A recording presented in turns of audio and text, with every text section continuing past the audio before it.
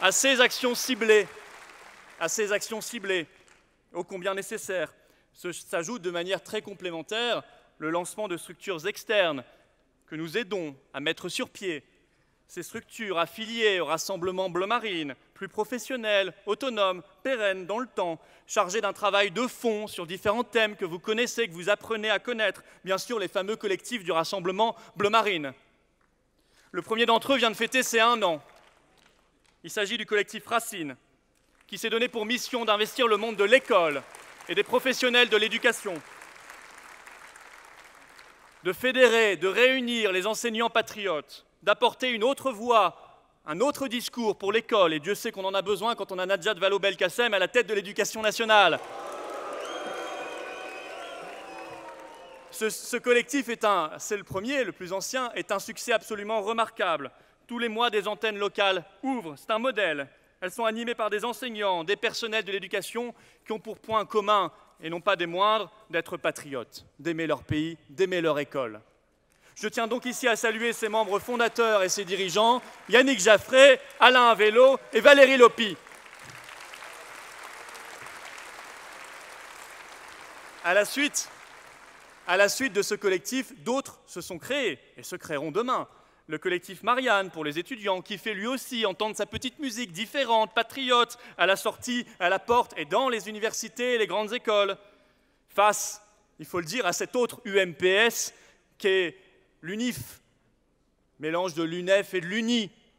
Eh bien, il était temps que des étudiants patriotes se lèvent et fassent entendre leur voix.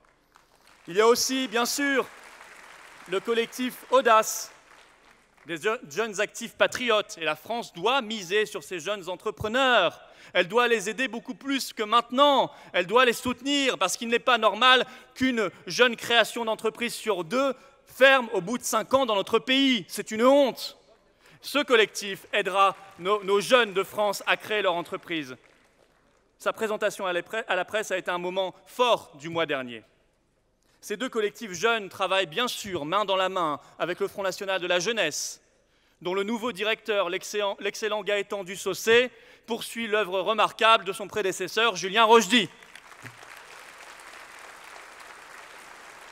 D'autres collectifs viendront, notamment très attendus. Je crois qu'il y a une table ronde déjà demain sur le sujet, sur l'environnement et l'écologie, parce qu'il n'est pas question de laisser la question de la nature, de sa préservation, qui nous tient à cœur, à ces faux écolos que sont les Verts, à ces escrocs politiques que sont les Verts, qui n'ont pour seule conception de l'écologie que plus de taxes et plus de normes, et que de taper en permanence sur l'automobiliste, parce que lui non plus ne dit rien et que c'est la vache à lait des gouvernements.